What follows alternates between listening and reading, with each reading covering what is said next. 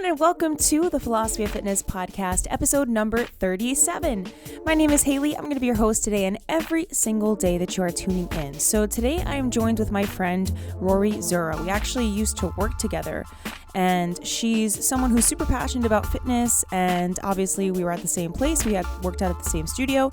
And unfortunately, last year, she was actually diagnosed with breast cancer. So she's been super vocal about her journey, the ups and downs, what she has gone through. And she's really been so inspiring and so authentic in sharing her journey. So I am so excited for you guys to hear this episode today. I learned so much about chemo and treatment and just what goes into battling that and that journey that I think you guys are going to find super interesting. And she also sort of shares her mindset tips and things that have helped her to get through it. So without further ado, we'll go ahead and get into this episode.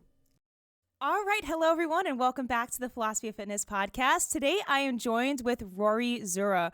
Rori is such a trooper. We actually used to work together, but she has an amazing journey with battling breast cancer. So, Rori, welcome. Hi. Yeah, I'm so excited to have you on.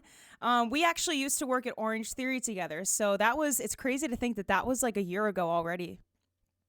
Whoop whoop. Like 10 Yeah. months we're Oh in my this gosh. pandemic. Craziness. It's total craziness. I think back to when this all started, and I remember being in Orange Theory thinking, oh, this isn't going to be anything crazy. We're going to be fine. And it wasn't until I think people started coming to class with rubber gloves. There was like one day before the pandemic really started. And it wasn't until that moment that I was like, oh my God, okay, maybe this is actually, going to turn into something. So it's crazy to think that it's really been that long. I feel like it was a snowball effect too. So I feel like people were like, oh, it's not a big deal. It's not a big deal. Wait, what's going on? Oh my God, crap. Wait, this is serious. Yeah. 1,000%. I know so many people that didn't really think it was going to be anything. And now here we're literally almost a year out and we're still in it. So yeah, it's pretty crazy, but I'm so excited to pick your brain today to kind of just like figure out where you're coming from, what you're doing. I think you've been doing amazing, by the way, with inspiring people, and I'm just like so curious and fascinated by your story. So I guess kind of just to backpedal, because I know you're super into fitness. So what was your journey with fitness like before any of this started? Well, as we worked out together at Orange Theory, I only worked there, but living that whole quote unquote more life mentality, I would go would take class anytime I could. I would still work out in the morning, going to my personal gym. I played soccer on the weekends. I'd be out in the backyard playing with my dogs. I'm a very active person just to begin with. So going into this whole pandemic slash breast cancer journey, it kind of really knocked me on my ass. I wasn't sure how I would actually be able to still be me while dealing with a pandemic and dealing with a cancer diagnosis. So it took me a while actually, because the first half of my whole treatment, it was so physical, so mentally exhausting. I was actually admitted into the hospital once because of it. So I could barely keep up anything fitness related, anything active. It was a good day if I went from like the bed to the couch. Wow. Um, so it's really taxing. And, I have a bunch of family members who went through breast cancer. They've had lymphoma. My husband had cancer himself. So, having a support system that was like that is super imperative. And just being able to go to other people and, say, today sucks. Like, I wish I could do this. I wish I could do that. How do you handle it? And just being able to bounce off of other women, other people in general that have had cancer, it really made me think about the mental aspect of fitness. And I never really meditated. I hated yoga because I'm such a go, go, go, go, go type of person. And I feel like this cancer diagnosis was kind of like, Rory, slow the hell down, take some time to yourself. It's not always about the strongest that you can be physically. It's not the best shape of your life that you can be in. It's also about the mental aspect. And it really opened my eyes to meditate more and practice yoga and just really get more in tune with my body, emotionally. So I feel like I've learned more of a different side of the fitness aspect with this cancer diagnosis. Yeah, that's crazy. So when were you diagnosed? Like how far through the pandemic? So let's see, the pandemic started officially around March, but I was diagnosed the day before my wedding anniversary. So Oh, August wow. 17th, 2020. Yeah. Wow, that's so crazy how you say that this was kind of like an eye-opening experience for you in terms of, the mind-body connection. And I think sometimes it takes people, unfortunately, that crazy amount of pressure to get to that point. I actually had interviewed someone a few months ago. She had Guillain-Barre syndrome, which basically paralyzes you. She was down to like 80 pounds. It was a crazy thing, but she had a very similar experience to you where that was like her eye-opening moment of, okay, I need to slow down. I need to kind of just figure out my entire well being, not just physically, but mentally too. So sometimes it does take that pressure. But even from your perspective too, I think it's so amazing that you've transformed something that's so challenging and so taxing that I can't even imagine. But that you've been able to transform it into something that's sort of allowed you to dive into other aspects of yourself and also connect with people and motivate people. I think that's incredible. And I think it's so inspiring when people do that. So, Yeah, it was a big thing because like coming from a family who had dealt with cancer and they didn't really talk about it. Like my mom went through it and she's very closed off when it comes to it. It's her business, it's her life. Back in the day I was so young when it happened. I barely really remember a lot of it. I remember her being sick, but I don't really remember anyone sitting down and like explaining it to me and really opening my eyes to what happens. And the same thing happened with my husband. He dealt through it. He had a very strong mentality when it came to chemo and surgery. But I'm very out there and I'm a very outgoing person and very bubbly and social butterfly. And I didn't want to go through this experience like that. I wanted my experience to actually make a difference. I wanted to help people. And especially, I'm so young. I'm only 34 years old and I was diagnosed at 33. And I've been getting mammograms for the past 4 years. I found my first lump in 2016. oh, wow. So it's really scary. And for a woman who's my age and they're trying to find answers and doctors are like, you're young, you're fine, you have nothing to worry about, it's probably just a cyst. And it's like, well, no, like what about my genetic disposition and what about this? And being able to have those questions when you go into your first exam or your first meeting with the oncologist, it's just I didn't have a lot of that. And yes, we do have Google and we have the internet at our fingertips, but it's different when you've actually been able to sit with someone and like converse with them. I feel like it sticks with you a lot longer when you actually can put yourself in the other person's shoes, and then what to ask and what to expect, and then it's not as scary as when you're googling and it's like, oh my god, worst case scenario, I'm gonna die. Yeah. No, that's so powerful. I think there's something to be said about just that support aspect and also the community aspect of it. So, you think about whenever someone's going through something like that, like you said your mom kept it to herself. And that's one approach, but I think a lot of times when we're going through those hard times and we keep things to ourselves, it just makes it that much harder. So, I think the fact that you're speaking out about it has not only been something that could help other people, which I think it absolutely has. I think it's amazing that you're sharing your journey and you're being so vulnerable and open and raw and authentic about that. I think that's really rare to find these days. So that's amazing that you're doing that. Do you think that sharing, your journey so intimately, do you think that's helped you through this process? 100%. Especially, I think it's actually helped more during a pandemic because you're alone for so much. And as much as I have my husband and like people that I can talk to, that I talk to on a daily basis, like my friends, I still yearn for that connection that I can't get anywhere. Like people during the pandemic can wear a mask and they can go to a restaurant if they feel that they're comfortable, but for me, being able to do that is way more risky than the average person. So I'm literally locked in my house by myself with Netflix, my gym, my dogs, and my husband.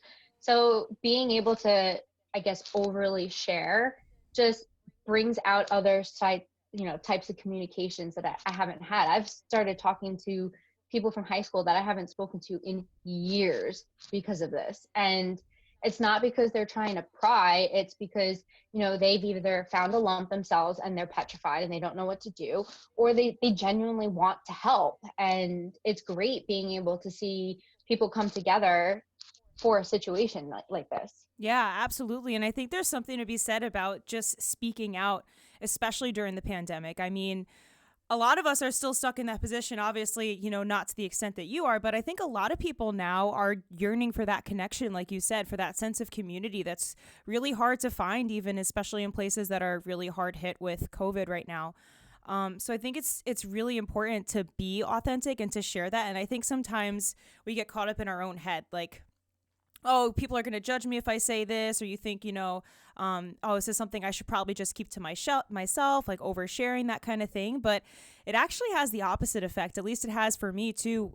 Just like sharing my experience more, and I'm sure it has for you, has brought you together with people more than you could have ever imagined.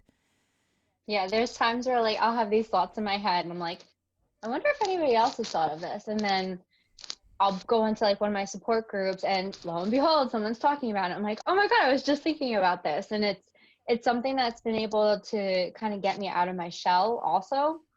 As much as open as I was to begin with, I'm talking about things that I've never spoken of before, like sexual health and, mindfulness. It's just, those things were never really like a vocabulary in my dictionary. So it's helping me grow as a person too.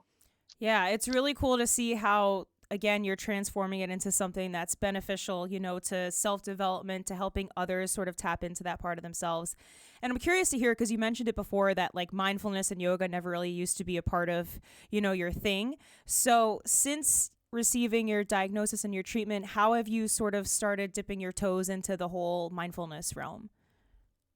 So after my diagnosis, and I'd probably say like the first 2 rounds of my treatment, when they finally got like my medicine right and I wasn't just trying to like hug the toilet bowl for the whole day, I was actually very anxious because I was starting to actually feel normal. You get your chemo one day, you feel like crap for like the next 2 or 3 days, depending. And then afterwards, the chemo's out of your system and it's like, okay, well, what do I do? I'm sitting here. I'm supposed to be feeling like crap, but I don't. So what do I do? And so my husband kind of started looking at me. He's like, you need to like chill or something, because your anxiety is making you so stressed out and you're going to get sick from it. And he always told me that cancer is mind over matter. If you let your mind, succumb to the disease, you're dead, basically. It's just, it doesn't always have to do with the physicality of it. It's more of the mental game. Yes, you can feel like sick, but feeling like sick is only short term. If you succumb your mind to feeling like sick all the time, then your life is over, basically. So my sister actually showed me this app. It's called Down Dog. And because of the pandemic, they're having a free membership until the summertime. So I was like, all right, it's free. What's the harm? So I downloaded the app and it basically holds your hand through the entire process. It asks you, how experienced are you? How long do you want to meditate for? Do you want to do it daily? Do you want it guided? Do you want music? So on and so forth. So I was like, okay, this is pretty cool. So I tried it for one day. I did in the morning. I drew a nice big bathtub for myself. I got in the bathtub, relaxed, candles, the whole 9 yards. Totally cliche. The best, though. And so it is. It's awesome. Yeah. And so I finally did it. And then all throughout the day, I just felt calm. Like I didn't have to feel like I needed to do something. I just felt like, okay, I'm fine. I'm concentrating on my breathing. Things happen, whatever. And I started doing it every day. And I only do it for 10 minutes a day, whether it's in the bathtub or if I'm starting to feel anxious. It's just 10 minutes a day, meditate. And I feel like it's really calmed my mind. And I don't have to turn to medicine, which I hate doing. I don't have to turn to smoking weed or anything like that. And it's just a nice, natural way to practice exercising my calmness. So I kind of took that a step further and I was like, okay, I'm meditating now. Maybe I should try yoga, since I can't lift weights. It's really hard. Cardio is like not even existent for me. So what can I do to really keep fit during this entire time? So I started with easy yoga, and Down Dog also offers yoga as well. So being able to combine the yoga and the meditation almost every day throughout my chemo was key. And eventually I was still strong enough where I was able to go lift weights. I was able to walk uphill. I was able to do other things. And I'm like, wow, this is great. I'm getting back to my normal self. And now I'm back to actually running. I'm up to 3/4 of a mile where I actually run without Oh my God, stopping. that's awesome. Wow. That's Yeah. huge. It's Yeah. big, small steps, big Yeah, victories. no, that's incredible. Wow, that's amazing. And it's awesome that you were able to even have that little bit of movement, as you were in your earlier stage. I think that's huge. But you said something about what your husband said of cancer really being like a mind battle. And I think Hmm. that's so huge. And I think that goes for anything. That's what I've realized. And I think a lot of people are starting to realize too, especially with people like you, speaking out about it, is that mind over matter really is so powerful, even on a physical level. There's an author, I don't know if you know Dr. Joe Dispenza, but he talks all the time about how the body can kind of heal itself through the mind. And that Hmm. stress is like a state of disease, so dis-ease. And it's like when you're in that constant state of stress, you're only just going to be making things worse and worse for yourself. And I think the pandemic Yep. has been a wake-up call for a lot of people of, wow, I need to slow down. I mean, it certainly was for me. And meditation is such a huge way to help with that, at least, especially for you, like with anxiety and just calming the mind and just having that ability to like take a step back without reaching for something outside of yourself. Like you said, any kind of medicine or weed, or even for some people, it might be alcohol, whatever it might be. We have Yep. so much power like within ourselves to sort of, maintain our sense of balance and stability. So I think it's awesome that you found meditation and yoga too. How has yoga been going for you? So it's still a struggle because I feel like they, a lot of the practices, I don't know what they're talking about. So I'm falling behind a lot because I'm just trying to watch what they're doing and learning. So, it's an exercise. I'm trying my best to get my best at it, and I'm super competitive. So of course I want to be the best at it. Um, but it is hard, and depending on which type of yoga, you have vinyasa, you have flow, you have all these other things that I don't even haven't even touched yet. um but just being able to learn something new during this pandemic and not just sit on the couch and wallow in misery because I have quote unquote cancer, and that's my title now. Yeah, I think that's huge too, is like it becomes almost a part of your identity sometimes if you let it. And I'm Hmm. curious to hear, just because of your perspective, like, do you think that the pandemic has made this harder for you, or do you think it's made it easier? Because in a way, it's almost like on one hand, okay, well, everyone's stuck at home. So it doesn't it kind of like eliminates that. So, like, what has your experience been with that? So that's exactly it. So, I before the pandemic hit, I was going on vacations literally monthly. I couldn't sit still. I was always traveling the world, trying to see new places. And now I'm stuck at home. So it sucks, but at the same time, so is everyone else. So it's not like I'm sitting on Instagram, scrolling through my feed and it's like, oh, they're in Mexico. Oh, they're in Florida. Oh my God, I'm so jealous. No, everybody is sitting in their house with me. We're in this together. Even though they may not know me, we're in this together against my little fight. But at the same token, it's super stressful and it's super hard. All I want is the most simplest thing in the world. I just want a hug. Like there are days where, you know, I succumb to the mental aspect and I get upset very easily. They also had to put me in this quote unquote perimenopause state. So I'm not in menopause. I'm in this like limbo between premenopause and menopause. So it's in essence to protect my fertility because of how young I am. So I don't get my period anymore. Oh, wow. Um, I'm super emotional. I've gained weight. Um, but that adds on top of the whole emotional aspect. It's like, there are days like I had a delay in my treatment and I was hysterical. I just want it to be over. I want it to be done with. I want to move on with my life. And I couldn't go anywhere. No one could come over to my house and like talk me off the ledge. It's just, None of my friends could come near me, and it's very lonely, and it does make it that much harder. Even though I'm talking to people, it's just, there are days I just want to hug, or I just want someone to like give me a kiss on the cheek and like pat my head and be like, it's okay, like what you're feeling is valid. You Yeah. can Sometimes you have to cry your eyes out, and then pick your head up and dust it off and move on. But there were days that I couldn't do that. I was just on the phone with people or on FaceTime, and it's not the same.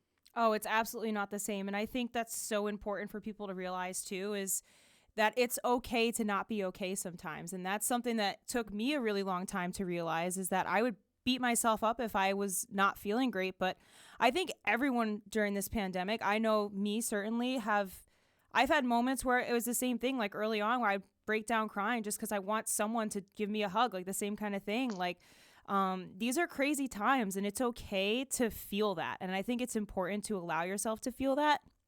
Sometimes we get caught in that trap of like, okay, I just need to stay focused on my career or whatever it is that you're doing. And you kind of just like bury it down to the point where it's just going to burst at the seams later on.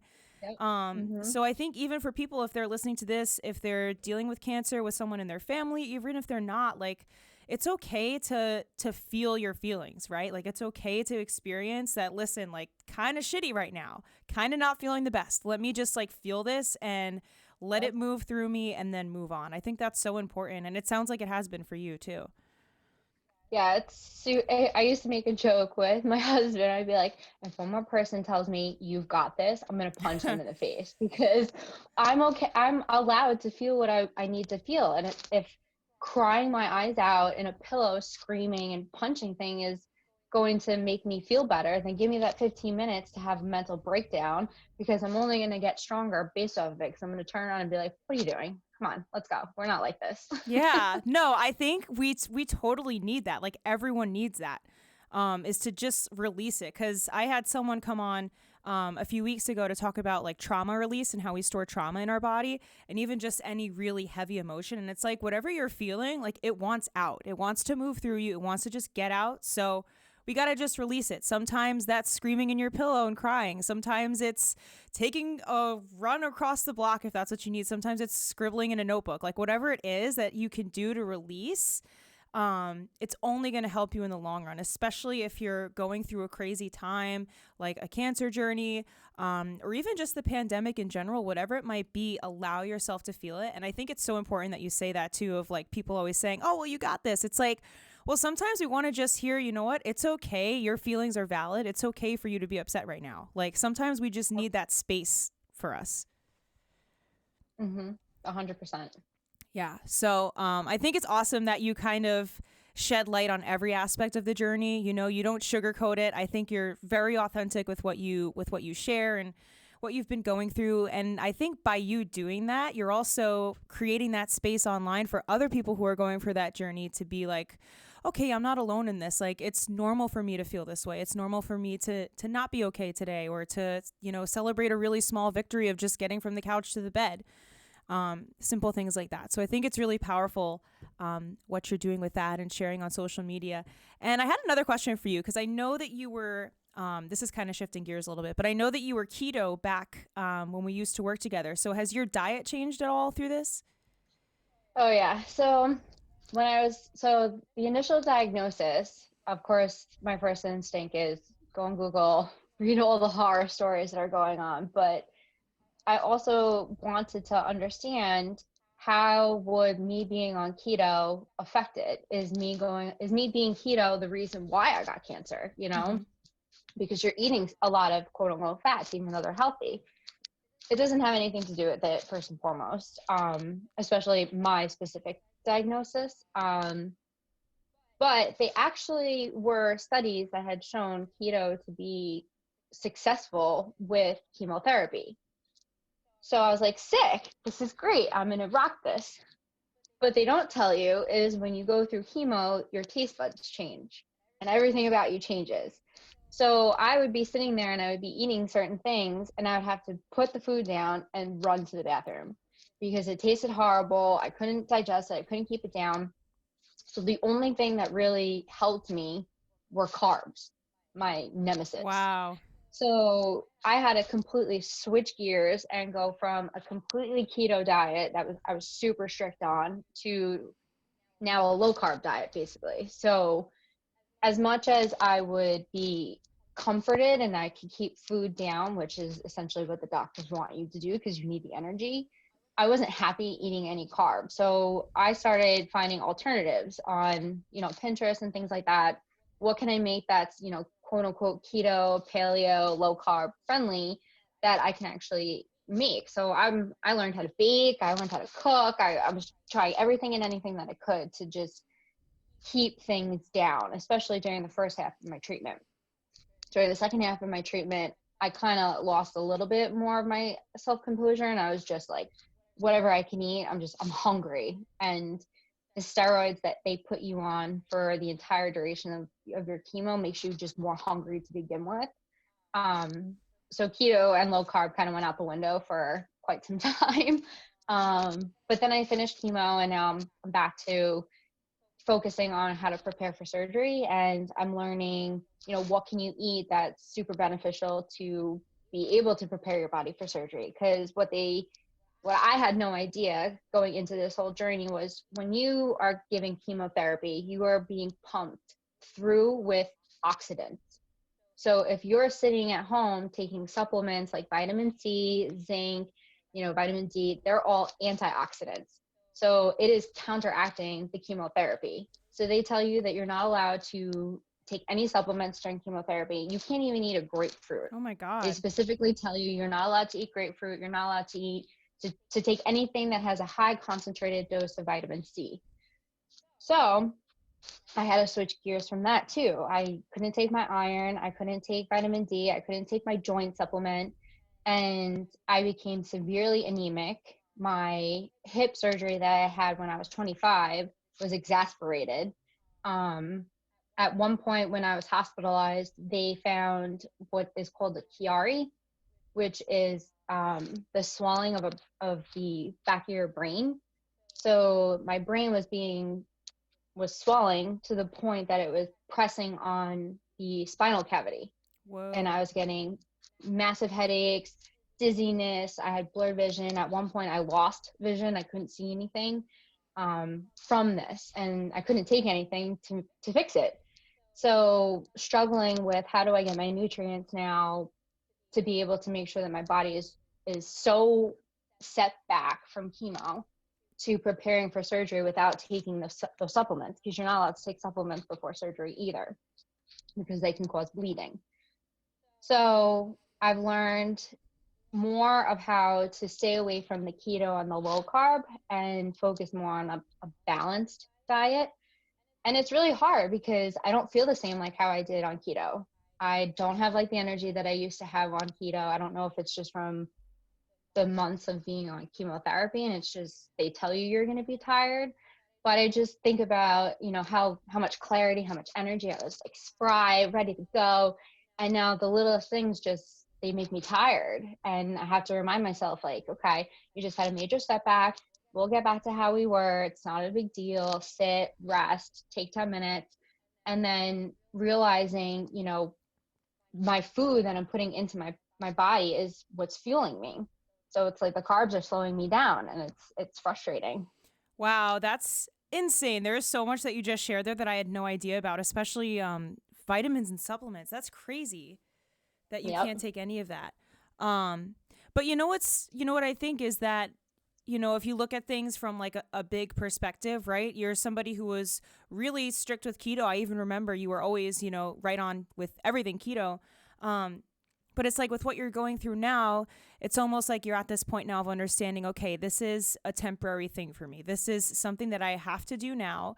It's something that's getting me through now. The food is the fuel for my body, and kind of also that inner game switch of like thinking of food differently, as rather than like having to adhere to like a specific diet. It's like, what's going to just fulfill me the most today? That's going to get me to do whatever it is that I need to do.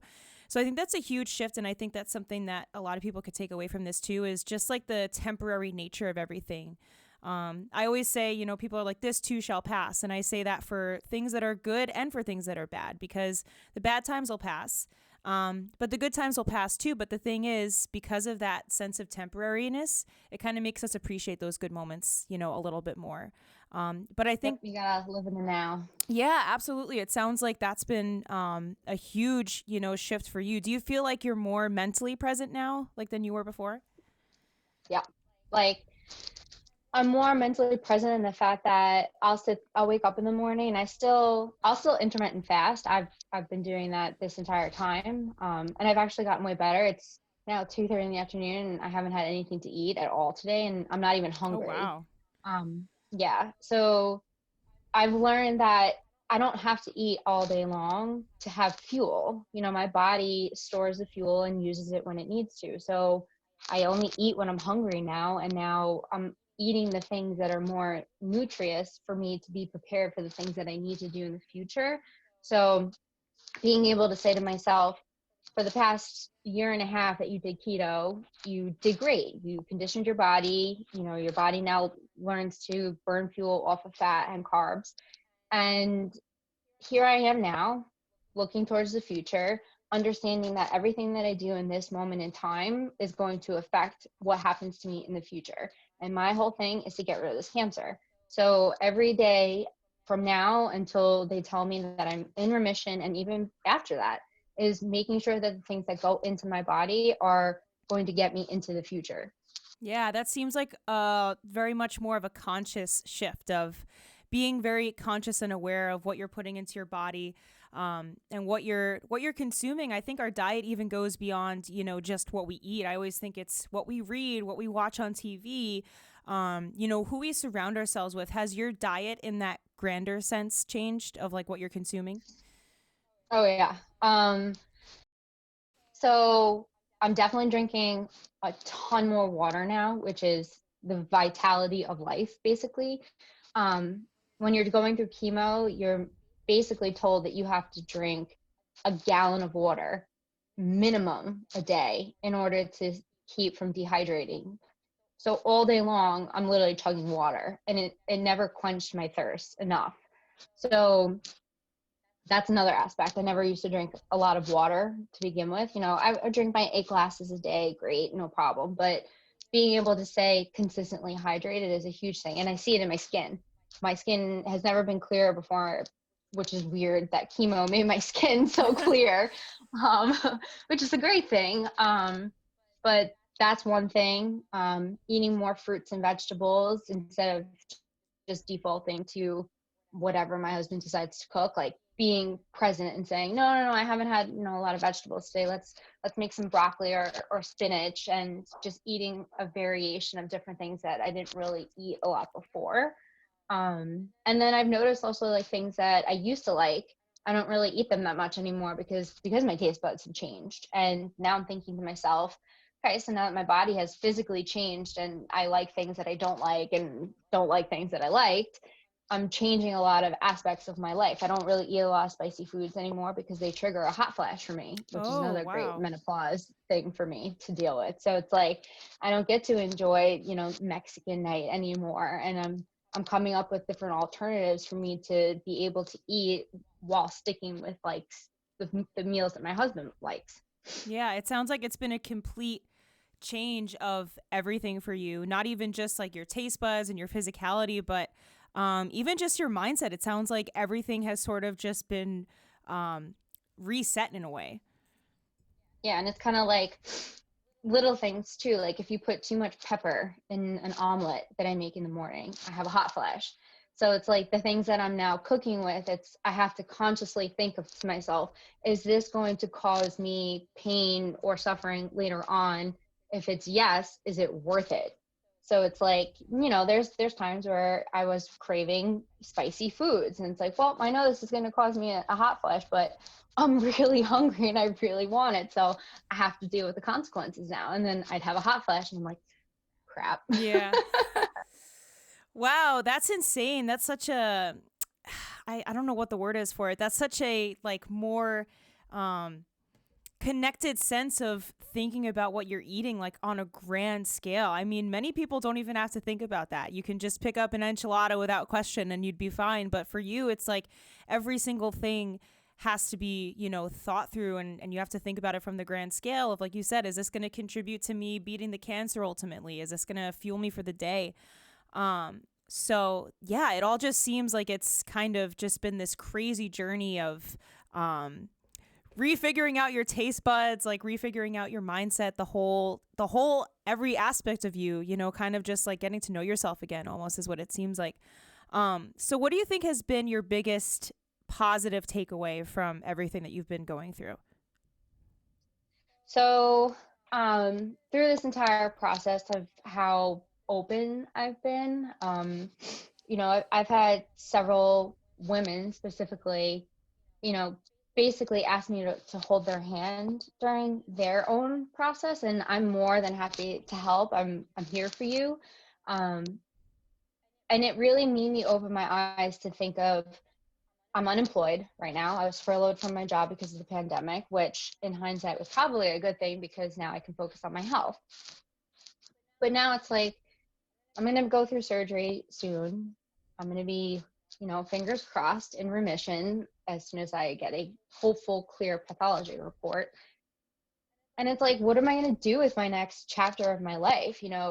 Rori version 1.0 is gone. She's a completely different person now after this treatment and this whole, life changing part of my life. So what does Rori 2.0 want to be? And it's really been, what do I sit down? What do I like? If I don't like this, I'm not doing it. I don't have, life is way too short to do things that you don't like and not do them with the people that you love. So I was a part of a lot of support groups during this whole process and still am. And I noticed that a lot of women talked about, how do I get back into fitness? They were exactly like me. I'm anxious. I want to do something. I don't know where to start. I'm afraid I'm going to hurt myself. And it's like, well, why isn't there more of a open communication with fitness and cancer? Yes, it's hard and it's difficult, but life is hard. So if it's going to help me get through this process, then there should be something out there that helps women. And I've kind of taken like my cancer journey and really turned it into this fitness aspect of it, combating cancer with fitness. And I created a social media outlet for it. And I'm working on a blog and, trying to create a Facebook group and really make it this, sense of a community where women can come to and talk about fitness. Like, hey, I just bought a set of weights. What the hell do I do with them? Or, my mom gave me this, or my friend gave me that, and I don't know the first thing to do with resistance bands, or how do I get my cardio in without feeling like my bones are going to shatter? And it's like, oh, well, I went through this, and, this is a safe space. That way it takes away from the support group as a whole, because a lot of the times there are so many people in these support groups that I'm just scrolling through and I'm like, there's so much information here. And I really just want to find like medical support in this specific group. And I feel like these support groups have really just become this like mesh of, clothing and healthy living and fitness and family and domestic troubles. And it's just like, there's so much information that sometimes I get so overwhelmed looking through it that I don't even bother, answering questions that are in there. So I really am trying to take my journey a step further and create this community where women can come together and really bond over fitness while they're undergoing chemotherapy or preparing for surgery, or I just had a surgery and I don't know what to do with physical therapy. I have my exercises in front of me, but what else can I do to really get myself back into life? And I feel like touching on this will maybe hopefully bring me somewhere in the future that I can maybe create a nonprofit and give back to women that really need it. I'm super lucky in my life that my husband has really great health insurance. I didn't really have a lot that I needed to pay for out of pocket, but there are women that are faced with thousands and thousands of dollars of bills, and they can't get the treatment that they want, or they have to drive 5 hours to be able to go to the hospital. It's taxing, and I want to give back in any way that I can. Yeah, well, I think you're absolutely on the right track. And something that I think is so incredible is, you got kind of overwhelmed with these groups of like, there's so much going on. And I've always been the firm believer that it's like if you don't see a space out there for where you can fit in, just make the space yourself. So it sounds like that's exactly what you're doing, which I think is so inspiring and so empowering, is like you're taking the reins and you're just deciding to go for it and to go after it. And I think you're absolutely without a doubt going to be helping more people, because all it takes is that decision to just have the courage to make that step out and to be authentic and true to yourself too. I mean, you're at the point now where it's like, this is me, this is what I like, this is who I am. And you're almost at that place now, it seems, of like you want things that align with you. And you're not going to just like settle for things and people and situations that don't. So I think it's amazing that you've kind of found this place of authenticity through this all, and a way to sort of, connect with other people and inspire them. And I think it's absolutely something that people would resonate with, is, fitness and connecting everything that you've been going through, and to just have that space. I mean, there's probably so many women out there and just people in general that are probably craving something like that and wishing that something like that existed. So sometimes all it takes is to just have that leap of faith to do it. Mm-hmm. Yeah. So hopefully we'll see. It's still a very newborn stages right now. But I feel like I've had some good positivity, and being able to learn also. Everyone knows social media as far as like posting and doing this and creating connections, but learning this and being able to understand, what's the best time to post things, how do I read my analytics, and having a more in-depth understanding of what this realm consists of and how it works. It's fascinating. It is. It's fascinating. It is a lot too. I'll say that for sure. I still Yeah. struggle with like understanding analytics sometimes. I'm like, oh my goodness, I don't even know what I'm doing. But it's exciting. I think it's awesome. Like, honestly, that's what I did with this podcast. I didn't really see a place where I totally fit in online. I'm like, nobody's really bridging the gap, between fitness and spirituality and speaking about it. So I was kind of just like, all right, I'm just going to do it, and I'm going to see if people like it. If they do, cool. If they don't, whatever. And I think it's just so important to just live your truth. And it seems like that's exactly what you're doing. So I love that. Yeah, I was fascinated every time I see one of your podcasts post up. I'm like, oh, she's doing so great. I'm so proud of her. Aw. And then all this happened, and I'm just like, sometimes I'd listen to your podcast when I was able to, and I'm like, I feel better about myself now. And then when I came up with this inception of this idea, I was like, it's, this whole fitness aspect is not just physical, it's very mental, and you bridge the gap to it. And I wanted to be able to talk about things with you, and open the door to people who may be dealing with breast cancer, both men and female, because men can get it too. So it's, the audience is there. And if you're willing to listen and join in on the conversation, that's where we need to be. Yeah, absolutely. You're making us see it at the table. I think it's as simple as that. Is just you're opening up that dialogue, and you're being real about it. You're not sugarcoating it. You're having the courage to speak about it fully. So I absolutely think that you're going to be doing amazing things in the future, and I'm so excited for you. And I really, truly, I have my fingers, my toes, everything crossed for you. That everything's going to be going well for your surgery coming up. And I'm truly like, I'm sending you all the best, and I'm here for every step of your journey. I'm watching you, and you've been so empowering and inspiring. So definitely keep it up. Thank you. Yeah. So where can people find you, stay connected with you? So you can find me on either one of my social media accounts. My personal account is at Aurora Jean, so like the Northern Lights, AURORA Jean, JEAN. Or you can find me in my newborn stage account, which is called Foobs and Fitness. So to give you a little backstory on it, in the breast cancer community, when women undergo a mastectomy, they lose their boobs. So some women choose to remain flat, and other women choose to have reconstructive surgery. But when you have reconstructive surgery, you no longer have the functionality of what you did when you had boobs. So we call them foobs, fake boobs. Oh, okay. So I figured, make it a thing, foobs and fitness. We talk about breast cancer, we talk about mastectomy, we talk about fitness, we talk about this, we talk about that.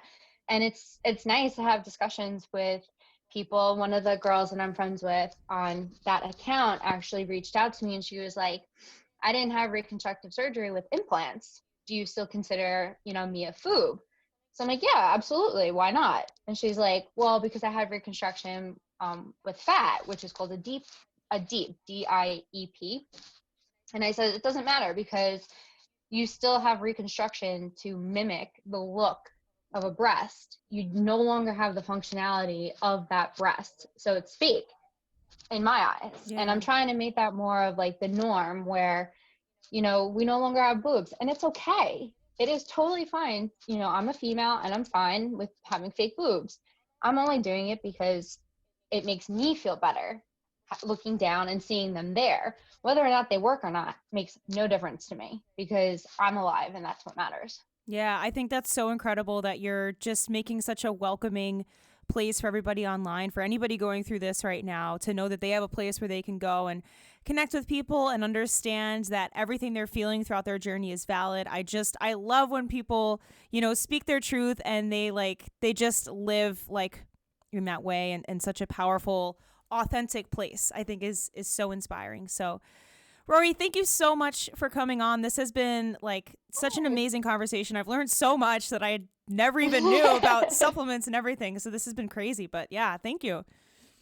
Yeah, thank you for having me on. I'm so happy that we were able to do this, and hopefully down the road we can do it again. Yes, hopefully. Thank you so much for tuning into this episode, guys. I hope that you enjoyed our conversation and that you learned something from this and you've connected with this in a really special way. I know that I certainly have. I just wanted to pop in here and give you a quick update with Rori's situation since this was recorded a couple of weeks ago. So her surgery went well, but they did find that the cancer spread to the lymph nodes in her arm. So she is going to have to undergo a little bit more treatment soon. So please, guys, keep Rori in your thoughts and prayers. I know that I certainly am, but I just wanted to hop in and give that little update because I know I would probably be curious to hear what was going on. So I just wanted to let you guys know. Otherwise, her surgery went well. And again, thank you so much for listening to this episode. Remember to subscribe on any platform that you're listening to. If you're over on Apple Podcasts, please drop me a review. It means the world to me. It really helps me out. And that's all I have for you guys today. Thank you so much for tuning in. Until next time.